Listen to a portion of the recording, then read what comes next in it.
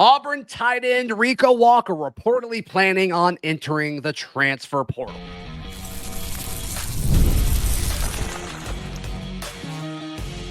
You are Locked On Auburn, your daily podcast on the Auburn Tigers. Part of the Locked On Podcast Network, your team every day. Yes, welcome on into Locked On Auburn, your daily Auburn Tigers podcast. I'm your host, Zach Blackerby, and thank you so much for making Locked On Auburn your first listen every single day. We are dapping it up with the Darrell Dapprich, Montgomery radio legend, hanging out with us as we react to the somewhat breaking news. Rico Walker, according to, we've seen reports from On3, Jeffrey Lee was expecting it, Christian Clemente of 247 putting it out, that multiple reports now expecting Rico Walker to enter the transfer portal. Of course, the former Maryland tight end transferred to Auburn, played in 4 games last season, and was kind of one of the expected starters, or an expected, I don't know, maybe the leading for that receiving tight end role throughout spring. But he plans on entering the portal, Darrell. It's amazing. I'm trying to figure out what could be the cause and effect of this. And I think there's one of 3 scenarios that would make this happen, because you mentioned, I'm surprised by it because I thought he was going to be in the 2 deep, one of the top 2 tight ends. Yeah, I'm a little surprised by this. Agreed. Number one, there's a scenario that maybe he sees the writing on the wall that Auburn's not going to utilize the tight ends that much. And so he's not going to get a lot of playing time, not get a lot of snaps. Okay. Maybe he sees a scenario where if they do throw it to the tight end, Brandon Frazier coming back, moved Brandon Frazier ahead of him, thereby getting a majority of the targets. Or, which I don't know, number 3 seems the most unlikely, did any of the freshmen move ahead of him? So it has to be, in my opinion, one of the 3. Lack of tight end participation, he sees the writing on the wall. Right. If they do throw it to him, Brandon Frazier is going to get a lion's share of the throws. Or did any of those talented freshmen move ahead of him? Because he had a chance to leave, if it was Preston Howard related, also from Maryland. Like, he knew that was going to happen. They've played together before, and he comes in. And so, to me, I don't know if it is Preston Howard or not. I expected Preston Howard to be ahead of him this spring, and it didn't really seem like that happened. Like, it sounded like Rico had at least as good of, if not a better spring than Preston Howard, based off of the folks that we've talked to. But another option that I expected you to list and you didn't. Like, okay, if Rico feels like he's at the top of the at the depth chart at that receiving tight end role, that Rivaldo Fairweather type role, did he feel like he was being compensated from an NIL standpoint to be a starting tight end in the SEC? And could he have gotten that elsewhere? I don't know. Pure speculation. But I think all of these make sense in different ways. Yeah, that's a good one. I didn't think about that. That's a great one to add on. Is it like everything else seems to be NIL related? Did he figure, looking at the depth chart coming out of spring, I'm the number 1 option coming out of the back, or coming out, as from the tight end position. Yeah. I want to be compensated accordingly. It's hard to tell without playing a real A-Day game who would have been that guy. I'm assuming Frazier, because he had more experience in the Auburn system, and to be quite honest with you, made more plays, right? And we've seen more. There's a bigger, there's a bigger sample size. But they seem like different pieces in the offense, though, to me. Like, I think Frazier's going to do more of what Deal did, but also have a larger receiving threat around him than what Deal was. But I still think he's going to be asked to block a ton. I didn't really picture Frazier being the guy that's lined up, not attached to the line in the slot. I just didn't really picture that happening too often. But maybe that plays into this, because if Frazier is doing that or expected to do that, that could have said, okay, that's enough for me for Rico Walker. Yeah, I think something else to consider is, we don't know personnel packages. I know you've mentioned some time at times about you're curious and interested to see when Auburn uses a 2 tight end set. I think that when that happens, it would make sense that Rico Walker would be in that.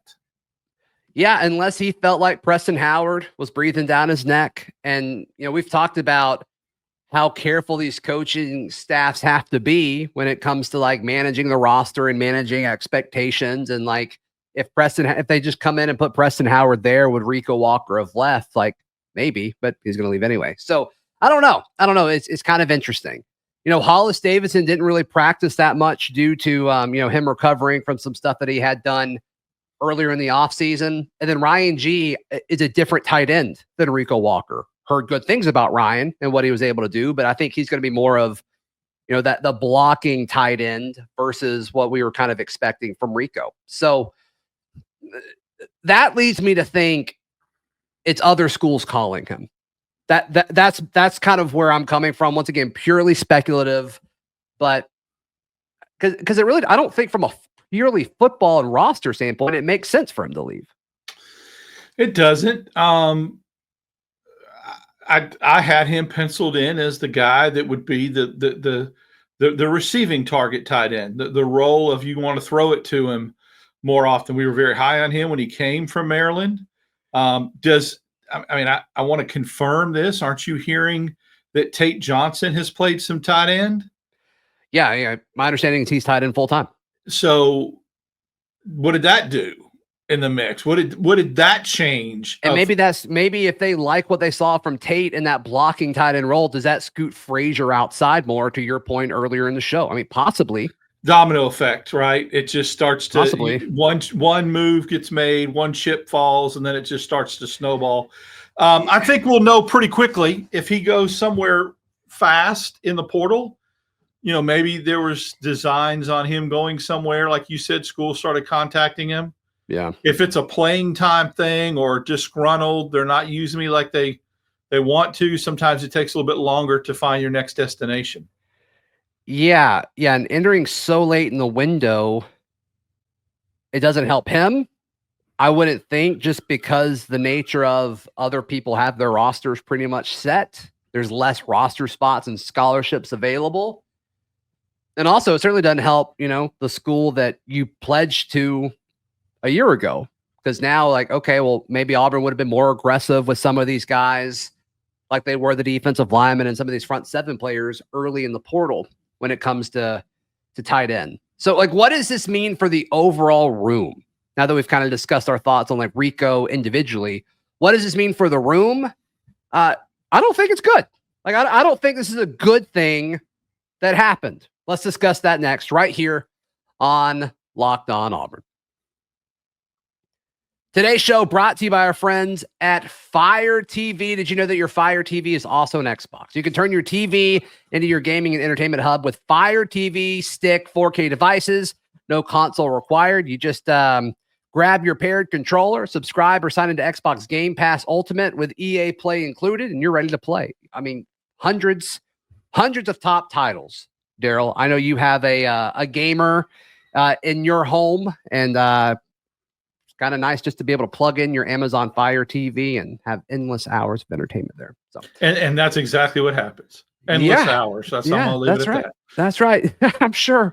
Head to Amazon.com/Fire TV Locked On to get started. Xbox Game Pass Ultimate subscription and compatible controller is required. Available on select devices, including Fire TV Stick 4K, Fire TV Stick 4K Max, and the Fire TV Cube. Today's show is also brought to you by our friends at FanDuel. FanDuel is America's #1 sports book. And Darrell, it's the NBA playoffs. The NBA playoffs right now. The draft. Look at the stuff with the draft. Oh, yeah. Man, some lines were way off on a few players. Yes, they were. Yeah, some people made some money for sure. Mm-hmm. Hey, right now, when you join FanDuel, you can place your first $5 bet and you get $250 in bonus bets if your bet wins.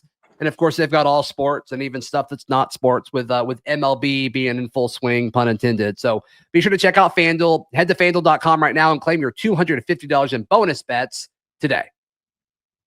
Thank you so much for making Locked On Auburn your first listen every single day. Rico Walker, according to multiple reports, expected, as the time of us recording, he is not officially in, but it's been reported that he is expected to enter the transfer portal. So what does that mean for this tight end room?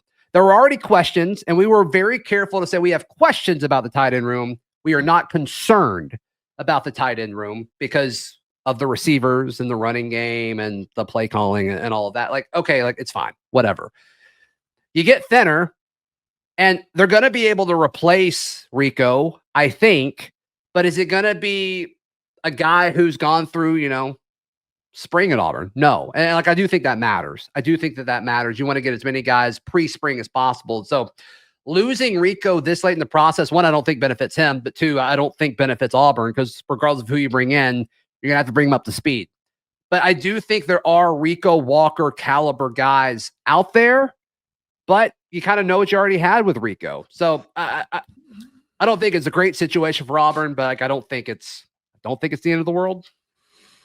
Think about it this way. I thought about this when I got wind of it. That could be a little bit intriguing. You could go the option of, there's a couple of guys that were rumored to be visiting Auburn even before this happened. Or is there a really, really big, oversized, not prototypical wide receiver that seems to be a little bit big for the receiver position that may be more available to go get in numbers and bring him into Auburn and say, okay, you're not the prototypical tight end, but we're going to use you that way because you're bigger. You're 6'2", 230, 220. Okay. We'll put you in that traditional role of the pass catching tight end, when we go to that particular personnel package. Is that an option like Auburn did years ago with an Anthony Mix? So I think that's probably, there's more of them out there. There's more of those, group of 5 guys that played well, that were really big receivers, but you don't need an outside guy. You don't need a slot guy if you're Auburn. Go get a guy that's 6'2", 230, 235. Take the next 3 or 4 months to try to add a little bit more weight to him and put him at a receiving tight end position. Don't have him on the field to block or to pull or to, that kind of stuff. Just in throwing situations and throwing downs, line them up where you line up a tight end and see what happens. It's an option. Yeah. And I mean, I want Hugh Freeze to use less tight ends this year. He's going to. He has to. We've talked about this. He doesn't have to. Well, if he doesn't, then I hate to say, me and you have talked about this a lot, which is great. If Hugh Freeze doesn't play to his strengths and doesn't recognize that the best wide receiving room in the SEC may reside in East Alabama, right, and takes targets away from them to throw to freshman tight ends and Preston Howard and Brandon Frazier, then I have to really, really be concerned and question game planning. Yeah, no, I'm there with you. I'm there with you. And if that's the case, like if you run considerably less 2 tight end stuff, I think Brandon Frazier and Preston Howard are fine. Get another depth guy. Like, I think that's fine. I don't think that really impacts you much different if you had Rico or the other guy. I wonder, it makes you wonder like the Mike O'Reilly thing a little bit more, right? Because like I think it'd be nice to have Mike O'Reilly right now. It'd be nice to have a tight end that is legitimate weapon threat to catch a lot of balls and touchdowns. We thought we had that with Rivaldo Fairweather. John Samuel Shanker was supposed to be that guy. It's been a long time since Auburn had a legitimate threat at tight end that could catch you 5, 6, 7 touchdown passes a year. I guess it was, CJ was the last one. Exactly. And we all felt like he was underutilized. He's still in the league, isn't he? He is. And look how Auburn had a lot of success that year. They're pretty good. And I don't remember who the tight end, because I'm getting old, Zach, but I don't remember who the tight end was the year that Auburn won the national championship with Cam. It was Lutzenkirchen. That's right. God, I'm an idiot. Yeah. Very effective. Very, very effective. And look how many games he helped Auburn win, right? So yeah, one of the more famous touchdowns in Auburn history. It's amazing. I could go back 6 years further than that and think of a guy named Jack Schweiger who helped Auburn go undefeated in 2004. Yeah, who was a really good tight end. Cooper Wallace was a really good tight end, and these were guys that were legitimate.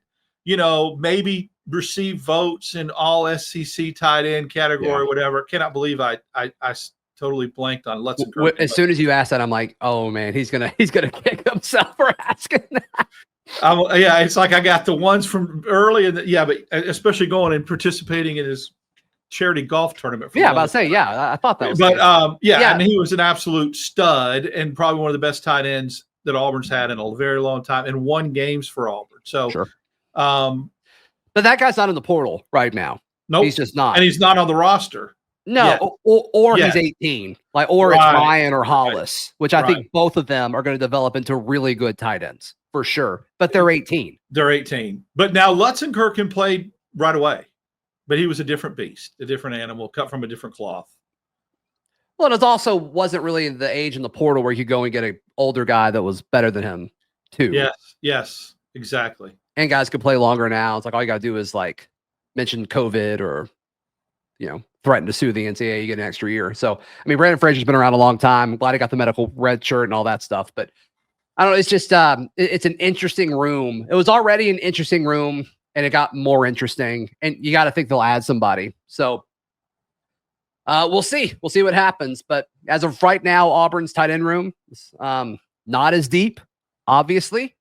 So we'll see what happens, assuming Rico does enter the portal before it closes. I think it closes at midnight tonight Eastern time. I think that's when it closes. So, all right. Any more thoughts, Darrell? Are we good? We're good. It's going to be interesting to see if, number one, they add one, and number two, how they utilize the tight end next year. I think those are the two burning questions. Yep.